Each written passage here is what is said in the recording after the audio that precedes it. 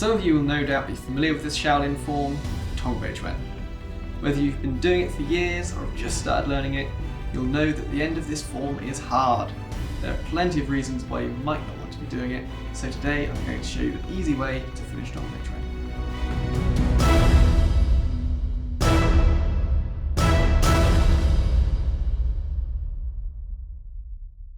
Hey everyone, Damien the Kung Fit Coach here. Today I'm going to be taking you through an easy way to finish Tong Bei Quan.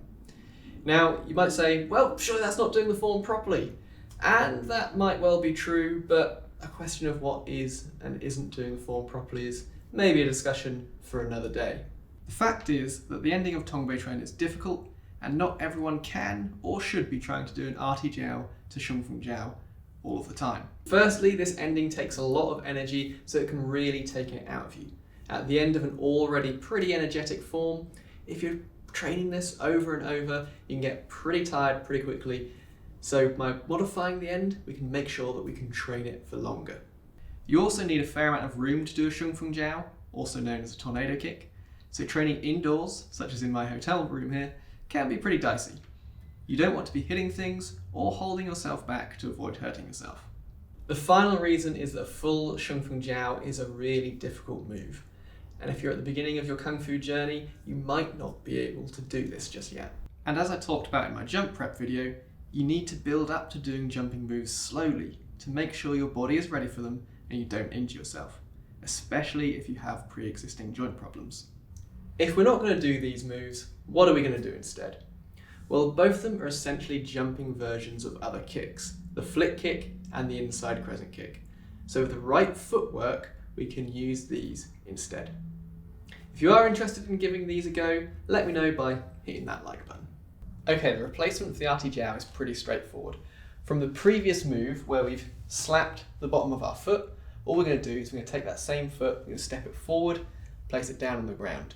At the same time, we're going to take our hand from behind us and bring it up to our hip as a fist.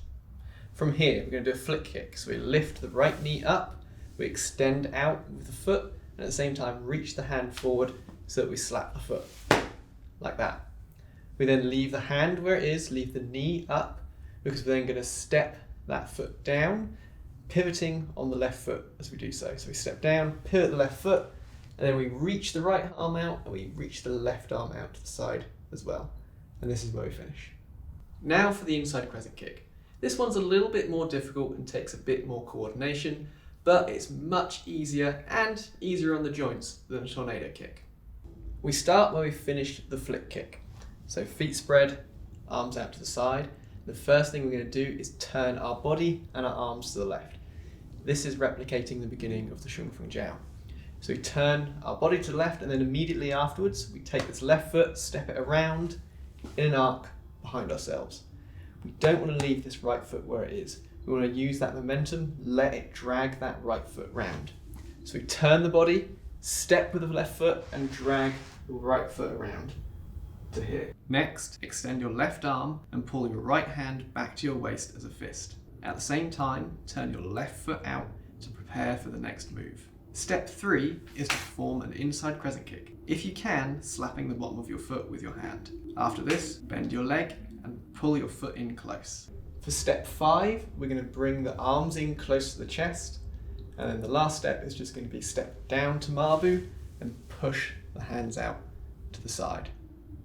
Now we've got that worked out, we put it all together into a modified ending for Tong Bei Quan that looks like this.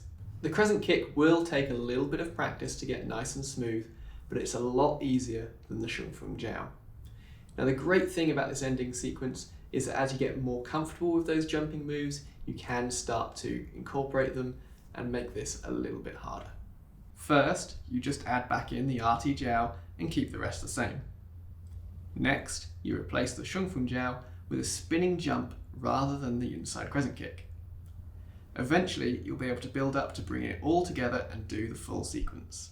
So that's how you can modify the difficult ending of Tong Bei Quan to make it more appropriate for your needs. Now, if you are going to practice jumping, I do recommend you check out that jump prep video that I mentioned earlier. And also, if you want to get some height in those jumps, check out this video on how to build explosive power. That's it for today. Make sure you give that subscribe button a good hard Mabu punch, and I'll see you in the next one.